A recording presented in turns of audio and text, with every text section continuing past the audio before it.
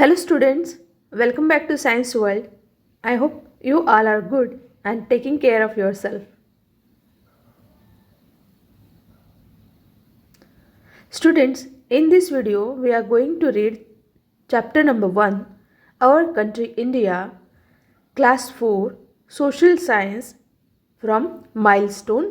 So let's begin the chapter. In this chapter we will read Introduction to India, Political Divisions of India and Important Physical Features of India. Students, we know that India और भारत ये जो country है हम जिसमें रहते हैं, it is surrounded by different countries. Okay, for example, this China, Nepal and Bhutan, these are in the north and northeast. Pakistan and Afghanistan, these countries are in the west. Bangladesh and Myanmar, these are in the east, and Sri Lanka in the south. So these are the neighboring countries of India. ये हमारी neighboring countries है, हमारे पड़ोसी देश है. Owing to its size and unique location, India has always been a major cultural, social and economic center. India का जो ये साइज़ है या फिर उसका जो यूनिक लोकेशन हम कह सकते हैं, ये इसकी वजह से इंडिया जो है एक मेजर सेंटर बना हुआ है cultural, social and economic activities का. एंड नॉट फॉर टुडे, ये अभी का नहीं मैं बता रही हूँ, फ्रॉम द एंशियंट टाइम्स, है ना. प्राचीन काल से इंडिया जो है, भारत जो है कंट्री हमारा, वो कल्चरल, सोशल और इकोनॉमिक सेंटर रहा है. See page number 9, time to think. One box is there in your book. Here it is. So among the neighboring countries of India, can you name any two which at one time were the part of India? दो ऐसे countries के आपको name बताने हैं जो पहले India का part थे बट अब वो इंडिया का पार्ट नहीं है. तो ऑब्वियसली आपको पता होगा कि पाकिस्तान और बांग्लादेश, और जिसको ईस्ट पाकिस्तान भी कहते हैं, अब उसको बांग्लादेश कहते हैं. तो Pakistan and Bangladesh, these are the two countries, they were in India. वो कभी इंडिया का एक पार्ट हुआ करते थे, हिंदुस्तान का पार्ट हुआ करते थे. As the world's largest democracy. Now what is democracy? तो डेमोक्रेसी जो है वो एक ऐसा गवर्नमेंट होता है जहाँ पर people of country elect the government. उस कंट्री के जो लोग होते हैं वही अपना गवर्नमेंट जो है वो चुनते हैं. तो इसके लिए वो क्या करते हैं, वो वोटिंग करते हैं, है ना. इलेक्शंस होते हैं और फिर इलेक्शन के थ्रू कैंडिडेट्स इलेक्ट होते हैं and then they form the government. So it is the government of the people, for the people and by the people. तो इंडिया जो है वर्ल्ड का लार्जेस्ट डेमोक्रेसी है with a population of nearly 1.2 billion. अब 1.2 billion जो है, it is near about 138 crores. ये 1.38 billion कह सकते हैं या फिर 1.38 करोड़, इतना हमारा पॉपुलेशन है. तो ये जो यहाँ पर नंबर आप देख रहे हो, this is the number on October 2021 में ये पॉपुलेशन था इंडिया का. Okay, so India is now seen as an emerging super power. India को एक इमर्जिंग सुपर पावर की तरह हम देख सकते हैं. India is also a land of immense diversity, social, cultural and geographical. India में हम डाइवर्सिटी देख सकते हैं. डाइवर्सिटी का मतलब होता है वैरायटी. ओके, तो वैरायटी ऑफ लैंग्वेजेस हम देख सकते हैं, देन वैरायटी ऑफ फूड हम देख सकते हैं, वैरायटी ऑफ क्लोथिंग हम देख सकते हैं. That means social, cultural and geographical. तो सोशल में हम कह सकते हैं कि जो लैंग्वेजेस, रिलीजन्स, ट्राइब्स, कास्ट, इसमें वैरायटी है. देन कल्चरल में हम कह सकते हैं कि जो स्टेट वाइज हमारा कल्चर है, that is also different. Her state का अपना अलग कल्चर है ना. अपनी अलग लैंग्वेज है, अपने अलग एक ड्रेसिंग का स्टाइल है, वहाँ का फूड डिफरेंट है.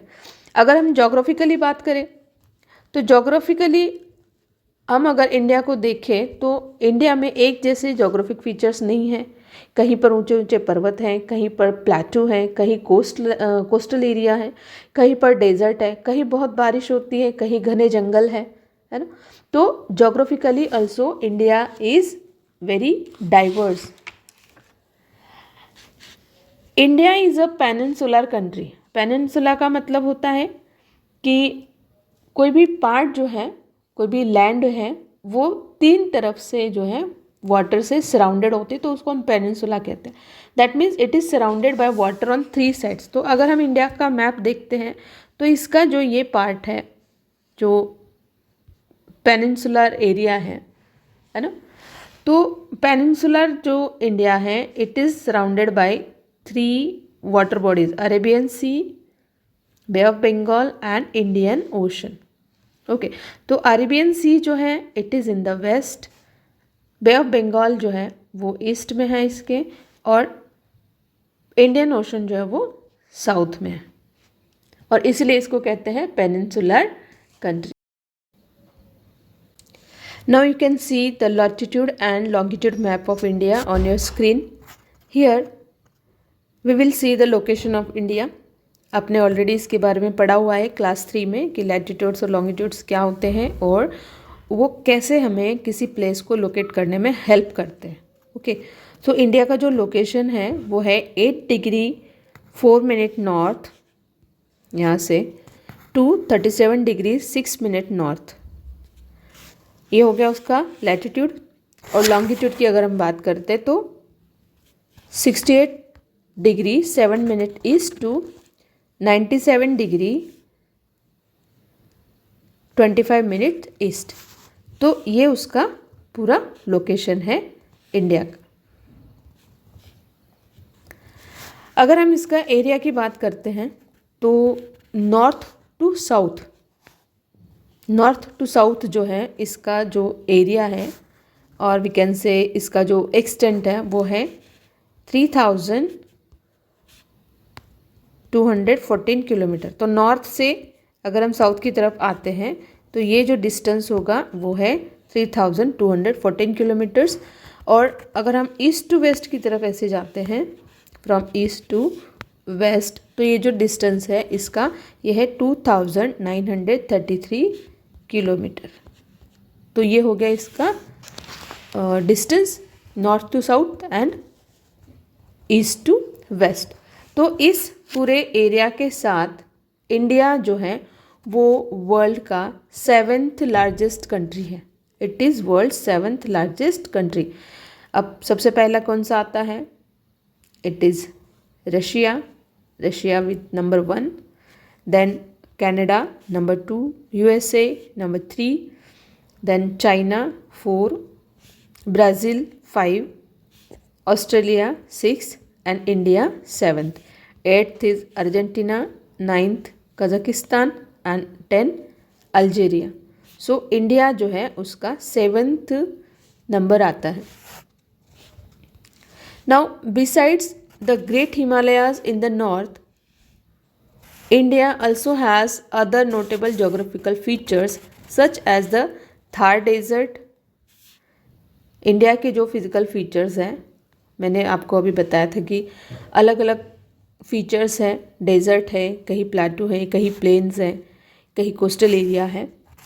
तो यहाँ आप देख सकते हो मैप में कि थार डेजर्ट हो गया, देन जो सेंट्रल प्लेटू जिसको हम बोलते हैं डेक्कन प्लेटू हो गया, नॉर्दर्न प्लेन्स हो गए, then valleys, passes, variety of flora and fauna, deltas and a long coastline which spans almost 6100 kilometers. तो हमारा जो कोस्ट लाइन है, कोस्टल एरिया है, वो है 6100 किलोमीटर। इतना लंबा कोस्ट लाइन जो है वो इंडिया का है।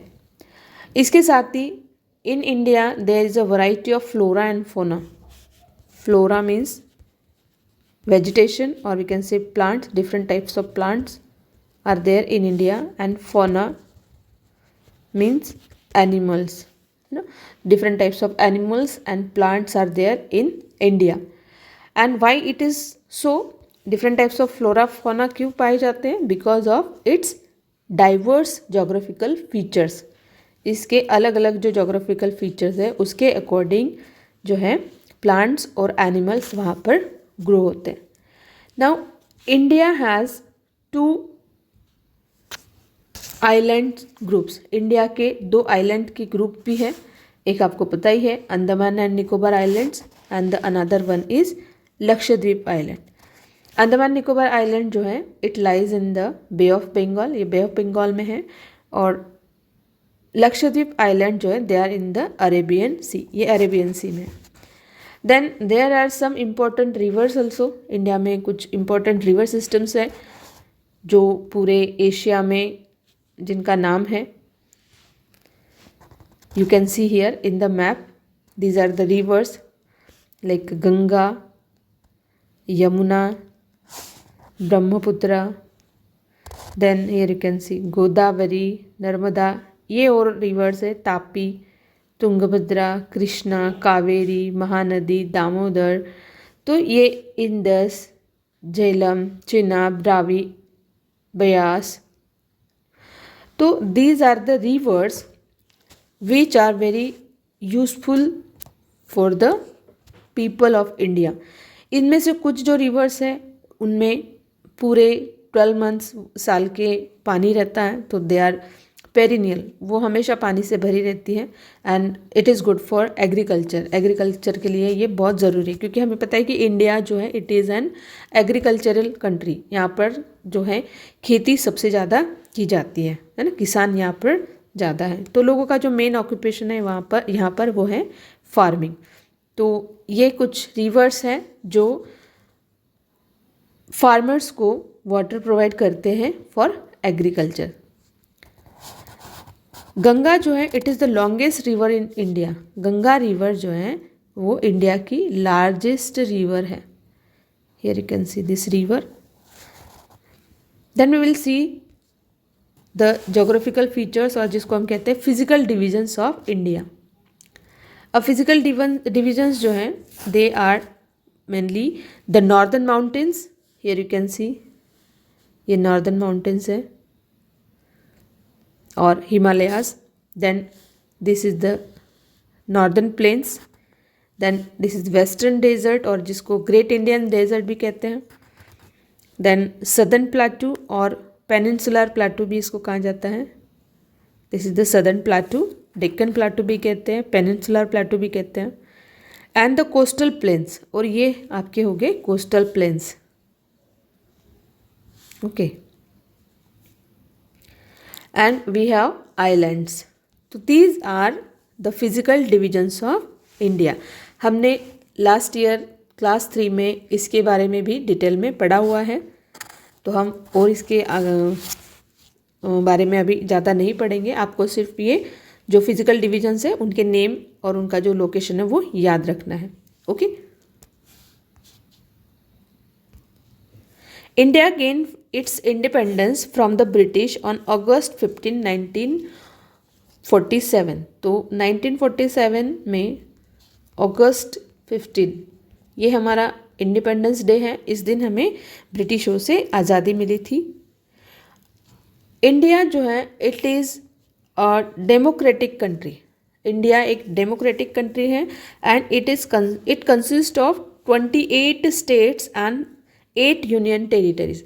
आपकी बुक में 29 स्टेट्स और 7 यूनियन टेरिटरीज दी हुई है, क्योंकि ये पहले लिखी जा चुकी है ये बुक, इसलिए इसमें कोई अपडेशन नहीं है। If you have new book, अगर आपके पास न्यू बुक आ गई है तो उसमें आपको 28 स्टेट्स और 8 यूनियन टेरिटरीज आपको उसमें मिलेंगे। तो इंडिया जो है it is divided into 28 states and 8 union territories. अब चलिए देखते हैं स्टेट्स और उनके कैपिटल्स और यूनियन टेरिटरीज के name. First will see the states. Andhra Pradesh Hyderabad, और इसका जो प्रपोज्ड कैपिटल है वो है Amaravati. Arunachal Pradesh Itanagar. Assam Dispur. Bihar Patna. Chhattisgarh Raipur. Goa Panaji. Gujarat Gandhinagar. Haryana Chandigarh. Himachal Pradesh Shimla. Jharkhand Ranchi. Karnataka Bengaluru. it is formerly known as Bangalore. Kerala, Thiruvananthapuram. Madhya Pradesh, Bhopal. Maharashtra, Mumbai. Manipur, Imphal. Meghalaya, Shillong. Mizoram, Aizawl. Nagaland, Kohima. Odisha, Bhubaneswar. Punjab Chandigarh. Rajasthan Jaipur. Sikkim Gangtok. Tamil Nadu Chennai. Telangana Hyderabad. Tripura Agartala. Uttar Pradesh Lucknow. Uttarakhand it has two capitals. Winter capital is Dehradun and summer capital is Garson. And last is West Bengal, its capital is Kolkata. Now see the union territories. अब union territories होती क्या है? These are the regions that are directly under the central government. वो central government के under होते हैं. ऐसे areas जो है उनको यूनियन टेरिटरी कहा जाता है. यूनियन गवर्नमेंट और सेंट्रल गवर्नमेंट इनको गवर्न करता है. सो जम्मू कश्मीर जो कि पहले एक स्टेट हुआ करता था, अब ये इसको एक यूनियन टेरिटरी का जो है इसको दर्जा मिला है. It is not a state now, it is union territory. Okay, so Jammu Kashmir, then Ladakh, Delhi, Chandigarh, Dadra Nagar Haveli and Daman and Diu, Andaman and Nicobar islands, Puducherry and Lakshadweep. These are union territories of India. Okay, so you have to remember that Jammu Kashmir is not a state now, it is a union territory. Okay, you should know this. Now India जो है it is a multilingual society. Multilingual means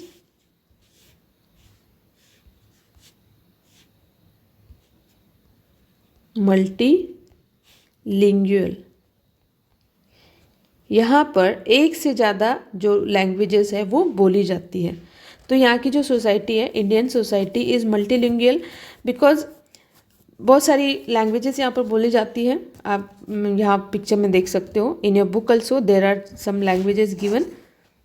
तो some of the languages spoken here are Urdu, Hindi, Tamil, Telugu, Malayalam, Orissa, Gujarati, Punjabi, Kashmiri, Dogri, Marathi and variety of other tribal and regional languages. तो main languages तो है ही Hindi, Punjabi, Gujarati, Marathi, Telugu, Tamil, Malayalam, Kannada, Mizo, Nepali, English ये भी यहाँ पर बोली जाती है, उड़िया, बंगाली. ये लैंग्वेजेस तो है ही, बट इसके साथ ही कुछ रीजनल और ट्राइबल लैंग्वेजेस भी हैं जो पर्टिकुलर स्टेट्स में बोली जाती है. Okay, good to know. There is one box in your book on page number 11. Rajasthan is the largest state in India. Rajasthan जो है लार्जेस्ट स्टेट है इंडिया का. आप मैप देख सकते हैं, यहाँ पर राजस्थान का मैप है. Goa is the smallest state. Goa जो है वो सबसे छोटा स्टेट है इंडिया में.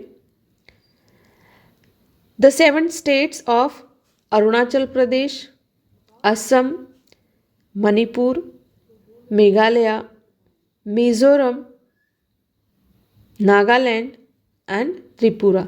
ये जो 7 स्टेट्स हैं, these 7 states of north eastern India are together known as the 7 sisters. इनको 7 सिस्टर्स के नाम से जाना जाता है. These are the eastern countries, eastern states of India. Countries नहीं है, these are the states of India.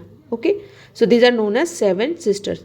तो you should, India has many industries which not only produce good quality goods but also employ a large number of people. India में बहुत सारी industries हैं जो सिर्फ अच्छी क्वालिटी के प्रोडक्ट्स और गुड्स ही नहीं बनाती बल्कि हज़ारों लाखों लोगों को एम्प्लॉयमेंट भी देती है. एम्प्लॉयमेंट का मतलब होता है उनको काम देती है ना. India is among the top 5 producers of T and silk, then coffee, sugar, spices,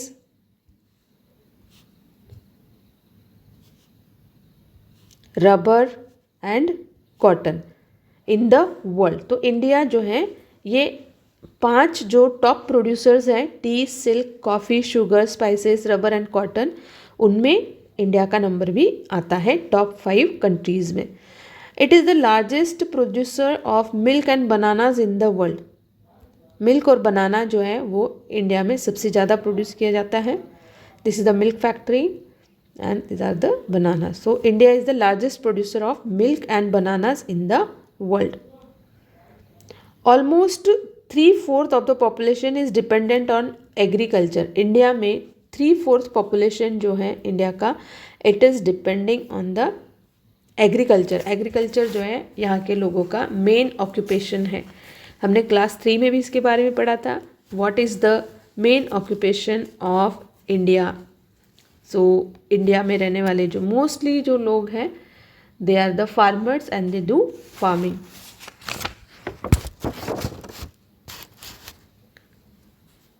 Indian railway alone employ more than 1 million people. Indian railway जो है इसका बहुत बड़ा नेटवर्क है इंडिया के अंदर, और इंडियन रेलवे जो है इन्होंने 1 मिलियन से ज़्यादा लोगों को जो है एम्प्लॉयमेंट दिया है। एम्प्लॉयमेंट मतलब उनको रोज़गार दिया, उनको काम मिला है रेलवेज़ की वजह से। इंडिया में हम देख सकते हैं कि टेलीकम्युनिकेशन जो है वो बहुत अच्छे से यहाँ पर वर्क कर रहा है। You can get the different types of this networks anywhere in the India. In companies के नेम आप जानती हो, जियो, एयरटेल, MTNL, BSNL, ये ऐसी कंपनीज़ हैं टेलीकम्युनिकेशन कंपनीज़। इनके नेटवर्क आपको पूरे इंडिया में मिल जाते हैं। देन ऑटोमोबाइल कंपनीज़ जो हैं, information technology, then chemicals, textile industries है ना, देन बायोटेक्नोलॉजी, ये कुछ ऐसी इंडस्ट्रीज़ हैं जो इंडिया में बहुत फ्लरिश हो रही है ना, और जिनकी वजह से इंडिया में जो है वो डेवलपमेंट हो रहा है, लोगों को रोज़गार भी मिलता है। तो ये कुछ इंपॉर्टेंट इंडस्ट्रीज़ हैं। Then India has a rich and varied culture. India का जो कल्चर है वो रिच है और वैरिड है। It has unique art. Madhubani art आपने सुना होगा, देन वर्ली पेंटिंग्स आपने सुना होगा। तो बहुत सारे ऐसे डिफरेंट आर्ट के फॉर्म्स हैं इंडिया में। देन आर्किटेक्चर, यहाँ का आर्किटेक्चर जो वो देखने लायक है। ये पिक्चर आप देख रहे हो, इट इज़ ऑफ हवा महल इन जयपुर, राजस्थान। तो राजस्थान के जयपुर का ये हवा महल है। ऐसे बहुत सारे आर्किटेक्चरल बिल्डिंग्स, मॉन्यूमेंट्स इंडिया में हैं। Then India is also rich in literature. बहुत सारे एंशंट और मॉडर्न बुक्स आप यहाँ पर पढ़ सकते हो। Then it is also famous for its cinema, then music, tribal culture, vocal music and instrumental music, and a large number of religious festivals. India में बहुत सारे फेस्टिवल्स सेलिब्रेट किए जाते हैं, और हर फेस्टिवल के पीछे या तो कोई रिलीजन है या फिर कोई एक ऐसा जिसको हम कहते हैं, जैसे नेशनल फेस्टिवल्स भी हम सेलिब्रेट करते हैं, और होली, दिवाली, गणेश चतुर्थी, पोंगल, ऐसे बहुत सारे फेस्टिवल्स हैं जिनको हम पूरी धूमधाम से मनाते हैं। तो हम कह सकते हैं कि इंडिया हैज़ रिच कल्चर। इसका जो कल्चर है, संस्कृति जो है वो बहुत रिच है। The national flag of India is called तिरंगा। हमारा जो नेशनल फ्लैग है इसको हम तिरंगा कहते हैं। And the national anthem is Jana Gana मन। नेशनल एंथम है हमारा जन गण मन। New Delhi is the capital of India. आप इंडिया गेट देख सकते हो आपके स्क्रीन पर। तो न्यू दिल्ली जो है वो इंडिया का कैपिटल है। The president of India lives in Rashtrapati Bhavan. Rashtrapati Bhavan की पिक्चर आप देख सकते हो। यहाँ पर जो है इंडिया के प्रेसिडेंट रहते हैं, और राष्ट्रपति भवन जो है it is in Delhi, new Delhi. India is a rising global super power and its strength is it's unity in diversity. India जो है एक राइजिंग ग्लोबल सुपर पावर है, जैसा कि हमने पहले भी बात की थी। बिकॉज ऑफ ह्यूमन रिसोर्स और दूसरे जो रिसोर्सेज है उनको यूज़ करके इंडिया में जो है वो डेवलपमेंट हो रहा है और ये एक ग्लोबल सुपर पावर बन के उभर रहा है। अब इसका जो स्ट्रेंथ है वो क्या है? Its strength is it's unity in diversity. Now what is unity in diversity? Unity in diversity इसका मतलब क्या होता है? आपने देखा होगा, पढ़ा होगा और अभी हमने डिस्कस किया कि इंडिया में बहुत सारे लैंग्वेजेस बोली जाती है। इंडिया में अलग अलग तरह के फूड जो हैं वो स्टेट वाइज हम देखते हैं कि हर स्टेट का अपना एक फूड है, स्पेशल फूड जिसको हम कहते हैं। उनका जो स्टेपल फूड है वो भी अलग है। जैसे सदर्न जो स्टेट्स हैं वहाँ पर राइस ज़्यादा खाते हैं, जैसे जैसे आप नॉर्थ में आओगे राइस कम होता है और लोग जो है वीट ज़्यादा खाते हैं, गेहूँ ज़्यादा खाते हैं। इसी तरह से फूड में हम इसकी डाइवर्सिटी देख सकते हैं। देन इनका जो पहनावा है जिसको हम ड्रेसिंग कहते हैं, क्लोथिंग कहते हैं, that is also different. Her state में अलग अलग तरीके से क्लोथ्स जो है वो पहने जाते हैं। इनका जो कल्चर है दैट इज़ ऑल्सो डिफरेंट। जो स्टेट वाइज फेस्टिवल सेलिब्रेट किए जाते हैं that is also different. Punjab में आप जाओगे तो वहाँ लोहरी है वो मनाई जाती है। अगर आप साउथ में जाओ तो आप पोंगल देखोगे। अगर आप वेस्ट में जाओगे तो आप डांडिया आपको देखने को मिलेगा नवरात्रि के टाइम। अगर आप ईस्ट में जाते हो तो आपको दुर्गा पूजा देखने को मिलेगी। तो हम कह सकते हैं कि इंडिया में variety of festivals, variety of foods, variety of clothes हम देख सकते हैं और इसी को हम कहते हैं कि इंडिया इज़ डाइवर्स। इंडिया की जो कल्चर है वो डाइवर्स है ना। इंडिया में डाइवर्सिटी है। इसके बावजूद, डाइवर्सिटी होने के बावजूद हमारे बीच में एकता है। वी आर यूनाइटेड, है ना। और इसी को हम कहते हैं यूनिटी इन डाइवर्सिटी और यही हमारी स्ट्रेंथ है ना। इंडिया की स्ट्रेंथ क्या है? यूनिटी इन डाइवर्सिटी, मतलब अनेक होते हुए भी हम एक हैं। ओके, तो here we have finished this chapter. आप पूरे चैप्टर को अच्छे से पढ़ना है, वीडियो को देखना है एंड तक, और अगर कोई भी डाउट है तो प्लीज़ कमेंट में मुझे लिख के भेज सकते हो। ओके, मैं कोशिश करूँगी कि आपको इसके एक्सरसाइजेस का वीडियो भी प्रोवाइड करूँ, बट पहले हम सारे चैप्टर्स करेंगे, उसके बाद जो है आपको इसके एक्सरसाइज के वीडियोस में प्रोवाइड करूँगी। ओके, तो हम जल्दी मिलेंगे अपने नेक्स्ट वीडियो में। Till then take care, bye bye.